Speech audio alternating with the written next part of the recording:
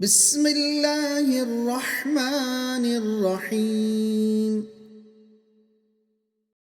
يسألونك عن الأهلة قل هي مواقيت للناس والحج وليس البر بأن تأتوا البيوت من ظهورها ولكن البر من اتقى وأتوا البيوت من أبوابها واتقوا الله لعلكم تفلحون. وقاتلوا في سبيل الله الذين يقاتلونكم ولا تعتدوا إن الله لا يحب المعتدين.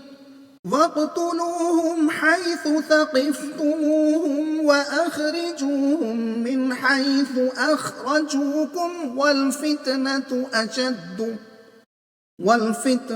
أشد من القتل ولا تقاتلوهم عند المسجد الحرام حتى يقاتلوكم فيه فإن قاتلوكم فاقتلوهم كذلك جزاء الكافرين.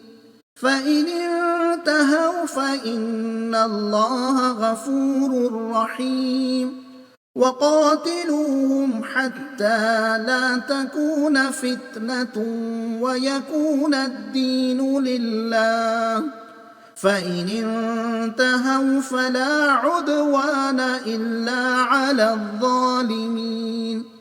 الشهر الحرام بالشهر الحرام والحرمات قصاص فمن اعتدى عليكم فاعتدوا عليه بمثل ما اعتدى عليكم واتقوا الله واعلموا أن الله مع المتقين. وأنفقوا في سبيل الله ولا تلقوا بأيديكم إلى التهلكة وأحسنوا إن الله يحب المحسنين.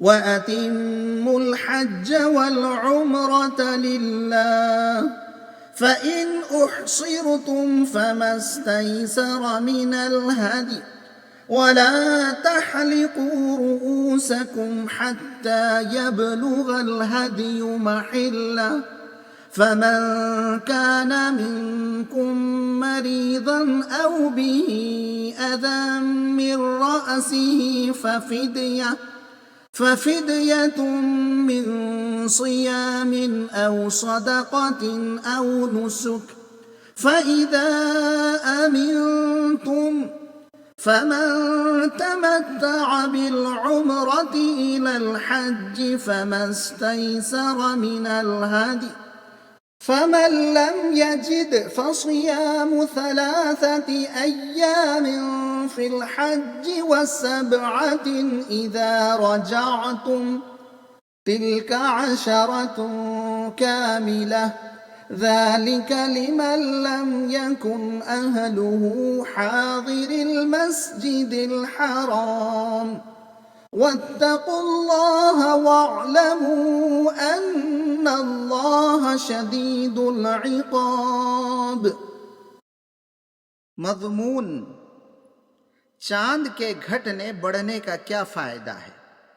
दीन की हिफाजत के लिए जानो माल से दरेग न किए जाने का हुक्म। मतलब चांद के घटने बढ़ने की मसलहत इसके सिवा कुछ नहीं है कि इससे तारीख़ों का तअय्युन होता है और हज के महीने मालूम हो सकते हैं। जो लोग दीन के मुआमले में तुमसे जंग करें उनका जवाब तुम भी जंग से दो। इसमें कुछ शक नहीं कि जंग बुरी चीज़ है, लेकिन फितना व फसाद तो उससे भी बढ़कर बुरे हैं। इसलिए अगर जालिम तुमसे काबे में भी जंग करे तो तुम उनसे वहाँ भी जंग करो, मगर ज़्यादती न करो। अगर वो जंग से बाज आ जाएं तो तुम भी हाथ रोक लो। اللہ کے دین کو قائم کرنے کی سعی اور جد و جہد میں اپنا مال خرچ کرو۔ اگر ایسا نہ کرو گے تو تم دنیا میں کافروں سے مغلوب ہو کر رہو گے اور آخرت میں بھی تم سے سخت باز پرس ہوگی۔